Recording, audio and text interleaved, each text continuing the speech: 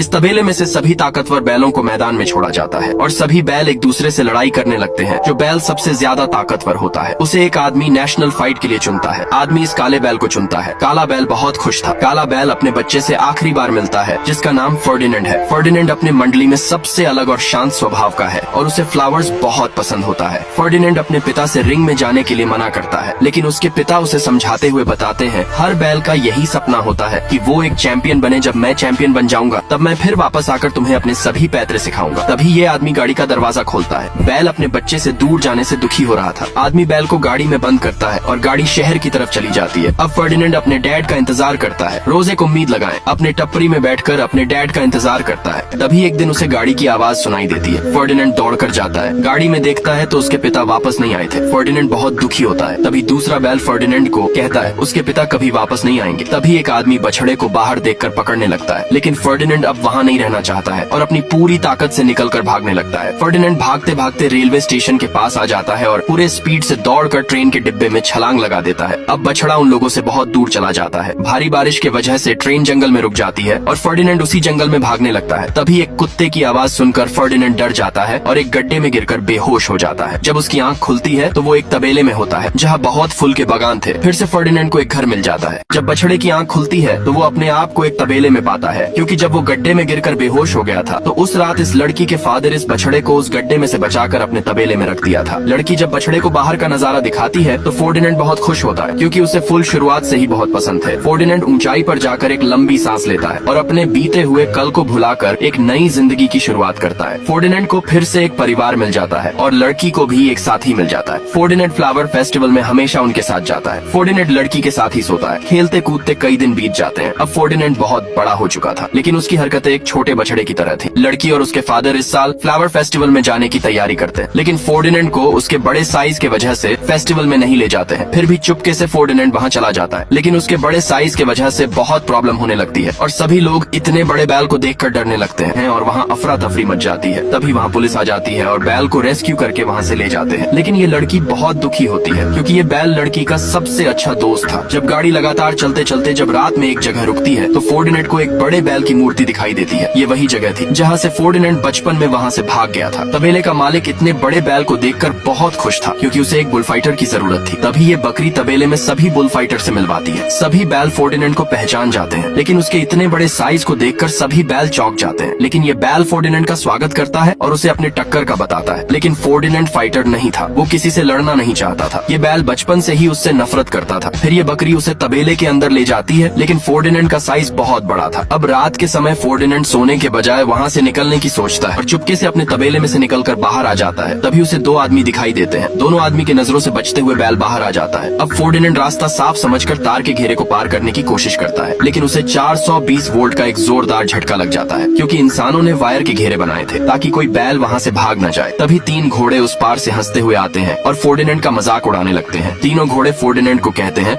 ये जगह हम शानदार घोड़ों का है, अगर तुम अगली बार से इस पार आने की कोशिश करोगे तो हम इंसानों को बता देंगे। फर्डिनेंड दुखी निराश होकर वापस तबेले में चला जाता है। अगली सुबह तबेले में एक आदमी कार से आता है। ये आदमी कोई और नहीं, ये वही आदमी है जो हमेशा बुल फाइट के लिए एक बुल सेलेक्ट करता है और कमजोर बैल को मार देता है। लेकिन इन सभी बैल को ये नहीं पता था। तबेले का मालिक सभी बैल को मैदान में छोड़ने को कहता है। सभी फाइटर बैल खुश थे, लेकिन फर्डिनेंड खुश नहीं था, क्योंकि वो सिर्फ अपने घर जाना चाहता था। जब सभी बैलों को मैदान में छोड़ा जाता है तो फर्डिनेंड लड़ने के बजाय बच रहा था। उसे लड़ने के लिए बकरी भी उकसाती है, लेकिन वो लड़ना नहीं चाहता था। तभी बुल सेलेक्ट करने आया आदमी तबेले के मालिक से कहता है तुम्हारे बुल्स में जोश और ताकत की बहुत कमी है। ये कहकर जाने लगता है। तभी तबेले का मालिक उस आदमी से एक दिन का मौका और मांगता है, लेकिन दूसरी तरफ फर्डिनेंड सिर्फ यहाँ से भागने का प्लान बना रहा था और एक रात सभी बैल को जगाकर उनको यहाँ से अपने साथ भागने को कहता है। लेकिन ये सनकी बैल फर्डिनेंड की एक नहीं सुनता है और उसे डरपोक और कमजोर बैल समझकर उससे लड़ाई करने लगता है। सनकी बैल फर्डिनेंड को एक जोरदार धक्का मारता है, जिससे दोनों तबेले के बाहर आ जाते हैं। ये बैल फर्डिनेंड को बार बार लड़ने के लिए उकसाता है, लेकिन फर्डिनेंड उससे नहीं लड़ना चाहता था। तभी ये बैल फर्डिनेंड से लड़ने लगता है। ताकतवर फर्डिनेंड के एक झटके से सनकी बैल का एक सिंग टूट जाता है। तभी ऊपर से वही आदमी फर्डिनेंड को फाइट के लिए चुनता है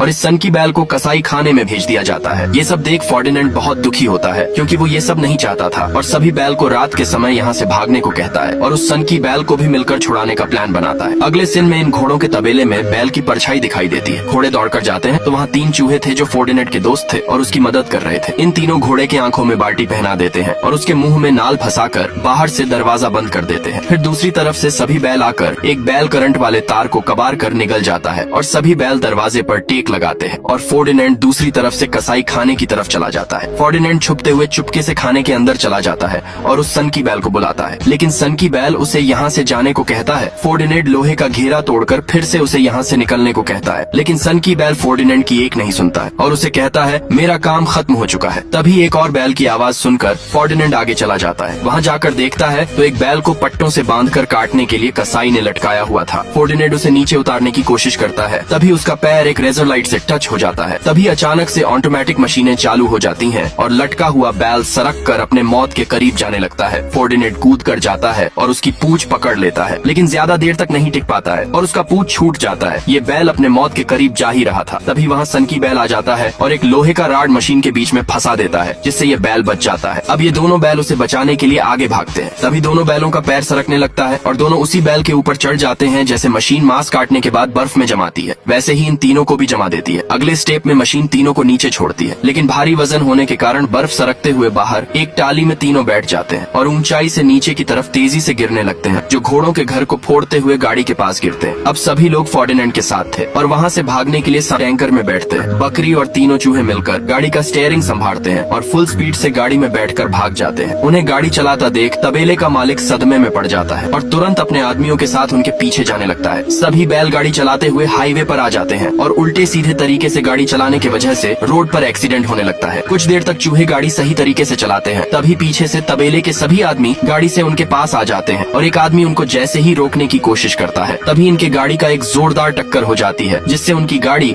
हाईवे के उस पार पलट जाती है। ये सभी बैल आगे जाकर एक बहुत बड़े जाम में फंस जाते हैं। सभी बैल रास्ता साफ होने का वेट कर ही रहे थे, तभी पीछे से बैल का मालिक आ जाता है। आदमी को पास आता देख सभी बैल गाड़ी में से निकलकर ट्रैफिक नियमों की धज्जियां उड़ाते हुए भागने लगते हैं, जिससे मार्केट में अफरा तफरी मच जाती है। बैल भागते हुए रेलवे स्टेशन के पास आ जाते हैं और एक रेल के सबसे लास्ट वाले डिब्बे पर सभी बैल चढ़ जाते हैं, लेकिन फर्डिनेंड उस पर नहीं चढ़ता है और अपने आप को उनके हवाले कर देता है।